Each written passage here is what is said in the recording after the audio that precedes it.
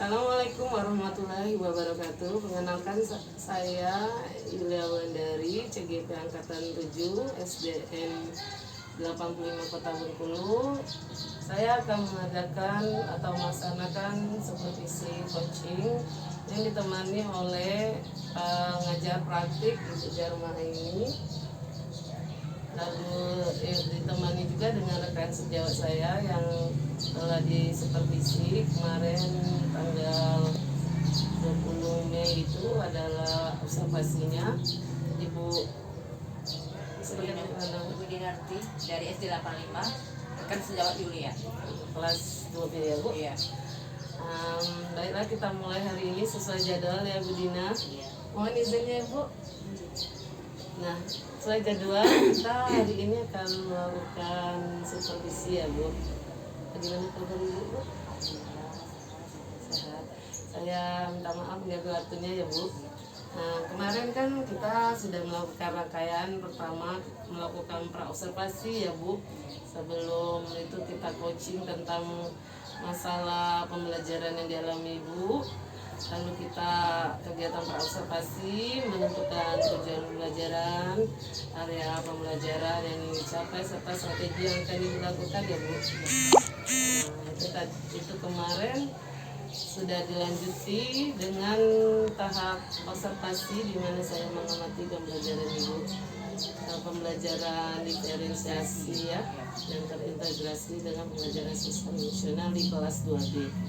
Nah, hari ini kita tahapannya adalah pasca observasi ya Bu. Jadi Ibu Dina, saya minta izin untuk ditanya sebentar ya Bu. Ini yang pertama, catatan refleksi guru.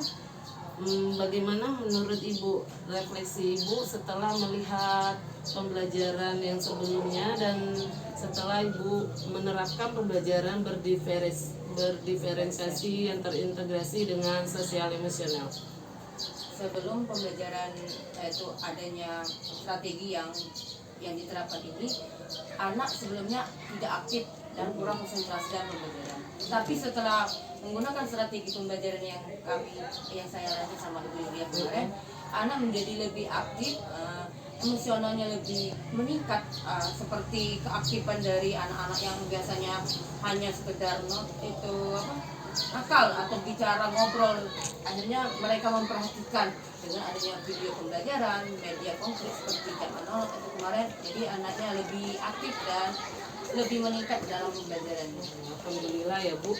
Jadi dalam pembelajaran berdiferensiasi itu menurut Ibu udah terpenuhi belum kebutuhan minat dari murid dan gaya belajarnya serta kesiapan belajarnya? Ya. Dengan menerapkan pembelajaran berdiferensiasi, anak menjadi lebih aktif, bagus.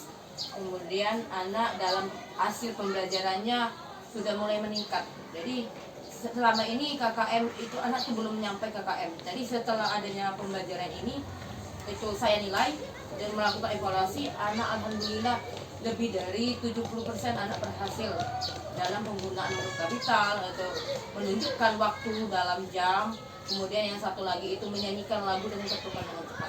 Oh, jadi materi yang belajar kemarin itu yang telah kita rancang dan saya amati itu dengan materi muatan bahasa Indonesia itu huruf kapital ya Bu.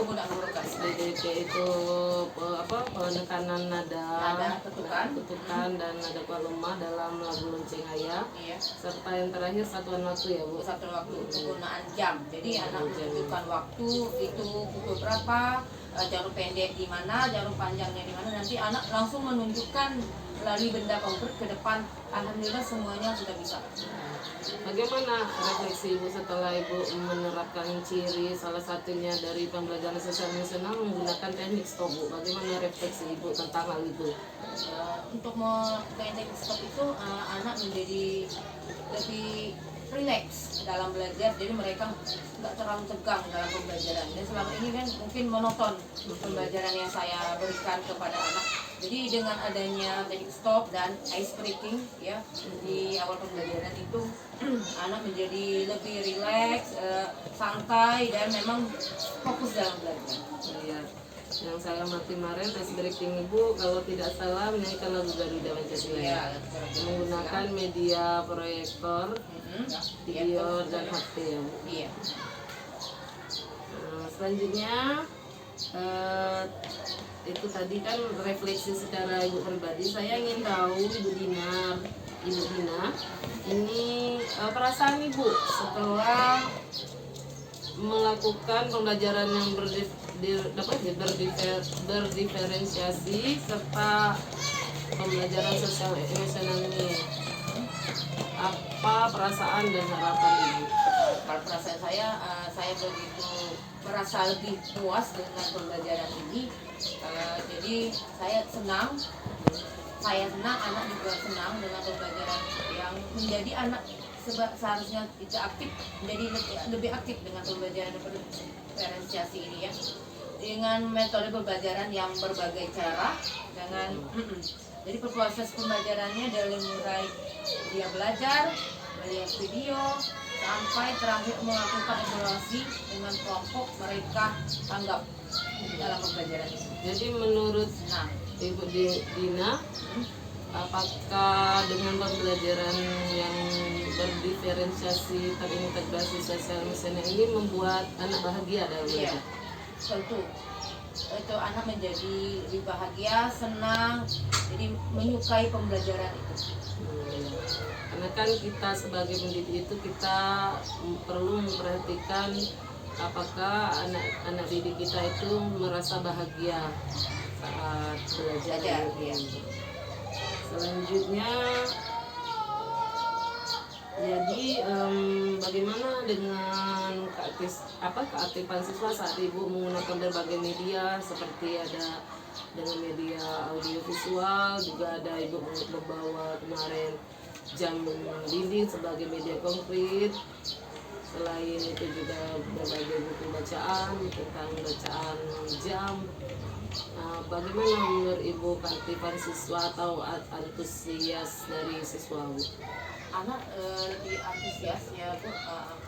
Sebelumnya kan saya nggak pernah menggunakan proyektor ini karena keterbatasan media yang ada di sekolah. Jadi setelah saya melakukan ini menggunakan media pembelajaran, anak yang tidak memperhatikan itu, apalagi yang anak yang biasanya hanya bercerita, ngobrol dan main-main, itu lebih fokus dengan pembelajaran ke depan semua. Matanya melihat pembelajaran yang akan saya sampaikan. Jadi mereka benar-benar, oh itu nyanyian apa Bu? Itu lagu apa? Mereka bersemangat dengan adanya video pembelajaran yang saya tampilkan ke depan. Ya, jadi dengan pembelajaran berdiferensiasi ini Bu sudah melakukan diferensiasi proses isi karena berbagai media tadi ya Bu, dan ini menunjukkan hasilnya ya Bu. Selanjutnya kan sebelumnya kita di praobservasi merumuskan tujuan pembelajaran Bu. Menurut Ibu apakah waktu Ibu melakukan pembelajaran itu sudah tercapai Bu? Tujuan pembelajarannya, alhamdulillah dari mulai tujuan pembelajaran yang pertama yaitu penggunaan huruf kapital untuk kata-kata yang menggunakan misalkan nama Tuhan, nama di awal kalimat dan nama itu anak alhamdulillah sudah mengerti.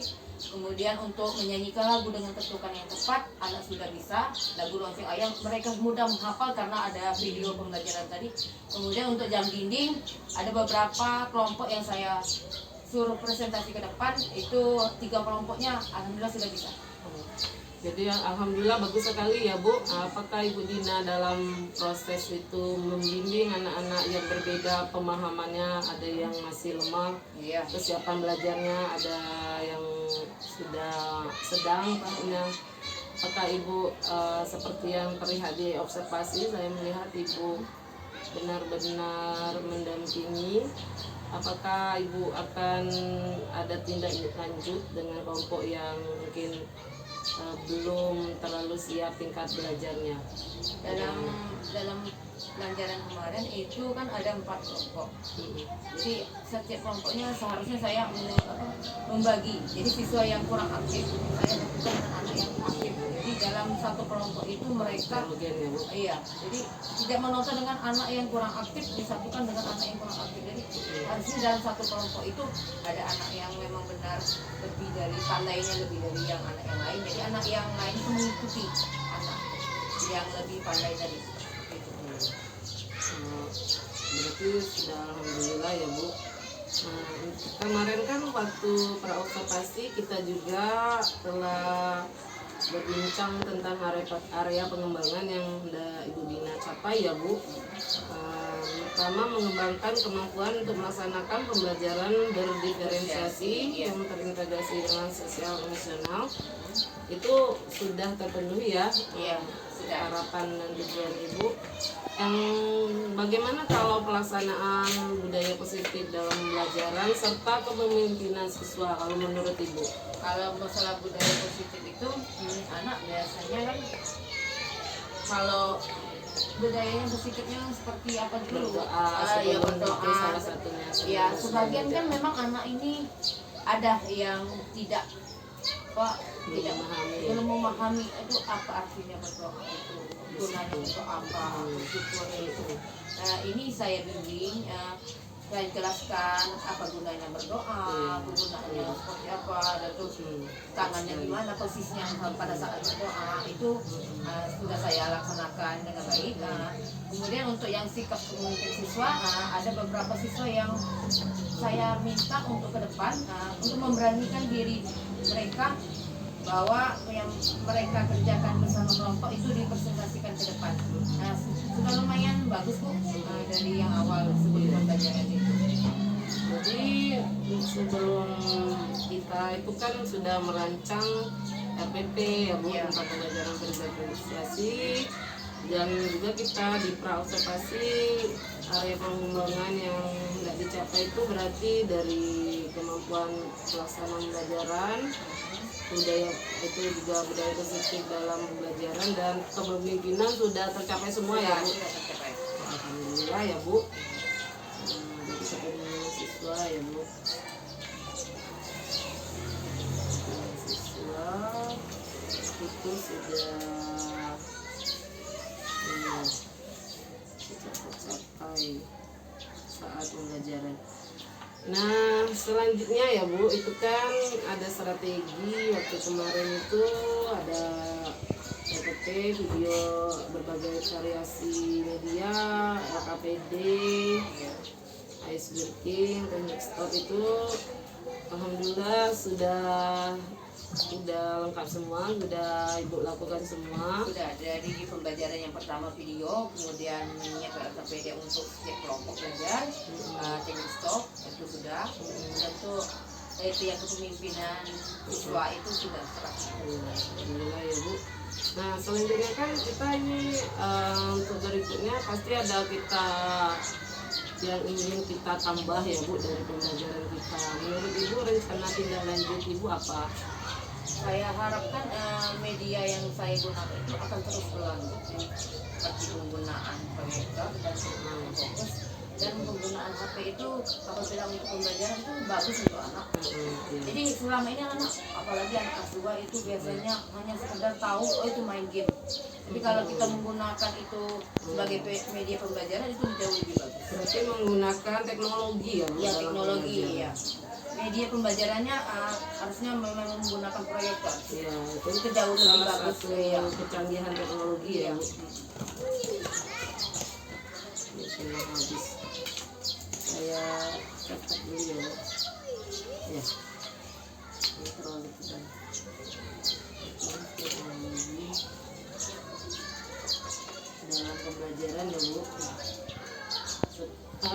Anak sekarang kan kita generasinya berbeda dengan kita ya Bu. Jadi kata Ki Hajar Dewantara itu didiklah anak itu sesuai dengan kodrat alam dan kodrat zamannya. Kodrat alam berarti sesuaikan di lingkungannya, kodrat zaman ya karena zamannya udah berbeda dengan kita. Zaman teknologi yang canggih sekarang itu anak sudah mulai berubah. Bukan seperti zaman kita dulu ya, yang hanya menonton dengan buku, teks pembelajaran. Kalau sekarang tidak. Mereka sebaiknya menggunakan media-media pembelajaran yang lebih canggih dari zaman kita sekarang. Jadi dengan prinsip Yajar Dewantara, kita pendidik menebalkan sisi-sisi yang kuat dari anak yang baik, yang lemah kita jangan tebalkan. Jadi salah satunya HP ini kan ada dua sisi Iya, ya. ada yang negatif, ada positifnya. Kita tebalkan Yang positifnya ini ya. Bagus sekali Bu. Dalam percakapan kali ini saya rasa cukup. Untuk selanjutnya, kesimpulannya apa yang Ibu dapatkan dari pertemuan kita Bu, setelah dari awal Ibu memiliki masalah yang saya coaching berdua dengan Ibu tentang konsentrasi, tentang kajian siswa, kita membuat rencana kan di pra observasi, lalu saya mengamati Ibu melaksanakan pembelajaran, dan terakhir kita setelah ini apa kesimpulan yang Ibu dapatkan dari rangkaian kita ini? Kesimpulan yang saya ingin sampaikan, sebelum pembelajaran saya itu selalu mengajar dengan media-media yang itu saja, kemudian anak menjadi kurang konsentrasi dan kurang aktif dalam pembelajaran. Setelah adanya closing sama Ibu, apa namanya tuh, kita sharing masalah pembelajaran, saya menjadi lebih mengetahui, lebih tahu bagaimana cara kita mengajar dengan baik, media-media yang harusnya kita gunakan supaya anak lebih aktif. Jadi pembelajaran yang menggunakan berdiferensiasi menurut yang kata Ibu tadi itu sangat bagus untuk anak, apalagi anak yang masih dalam pendidikan kelas 2 itu memang betul-betul harus kita laksanakan, apalagi penggunaan media itu. Nah, itu sangat, menurut saya sangat menarik untuk anak-anak ya. Jadi kesimpulan saya, ke depannya saya akan lebih baik lagi dalam mengajar, penggunaan medianya, dan strategi pembelajaran saya akan saya tingkatkan lagi. Alhamdulillah ya Bu, amin amin ya robbal alamin. Saya juga merasa bersyukur Ibu mau istilahnya bersama-sama dengan saya kita memperbaiki diri ya Bu, yang menjadi lebih baik dari generasi siswa kita yang belajar sesuai dengan kodrat alam dan zaman dengan keadaan bahagia. Jadi setelah kita coaching itu ada apa umpan balik Ibu dari coaching sebagai coach. Apakah Ibu merasa puas dengan rangkaian kita ini? Ya, saya merasa puas sekali setelah saya sharing dengan Ibu Yulia. Saya jauh lebih merasa senang dan puas rasanya. Oh, mengajar itu ternyata begitu menyenangkan ya. Saya selama ini mungkin hanya sekedarnya saja ya, sekedar mengajar, tapi setelah adanya sharing dengan Ibu Julia, saya menjadi lebih fokus lagi, senang lah begitu ya Bu. Jadi ada variasi, ada dinamika pembelajaran ya Bu, supaya kita ini tidak monoton, karena ini alhamdulillah ini kan guru ini pendidik ini kita memang ladang kita adalah makhluk hidup, jadi kita harus sabar ya, kita harus terus semangat. Iya, terus semangat karena kita adalah guru yang harusnya jadi pedoman untuk anak. Ibaratnya kita ini kan sawahnya kita anak murid itu, kita bibitnya kita harus rawat ya Bu, seperti petani yang merawat tanamannya. Jadi kita harus tetap semangat ya Bu. Iya. Ya, terima kasih banyak Bu. Ibu Dharma, terima kasih banyak Ibu Dina atas kesempatan, atas semangat belajarnya dalam kegiatan dari awal ya Bu. Kita merumuskan pra observasi, lalu melaksanakan pembelajaran dengan baik. Saya mengamati pembelajaran Ibu itu memang sudah nampak itu semangatnya itu luar biasa, dan anak-anak juga seperti yang kata Ibu tadi itu memang luar biasa semangat dan antusiasnya, tidak ada yang ribut, termasuk tidak ada yang ribut, tertib, dan nampak itu Bu pembelajaran berdiferensiasinya, sosial emosionalnya, sudah yang berdoa sebelum itu sebelum dan sudah sebagai syukur, sampai anak berani maju ke depan sebagai kepemimpinan dia. Semoga kita bisa bertemu lagi dengan ini ya Bu, dengan keadaan yang sehat ya Bu. Terima kasih banyak. Kita akhiri. Assalamualaikum warahmatullahi wabarakatuh. Waalaikumsalam warahmatullahi wabarakatuh.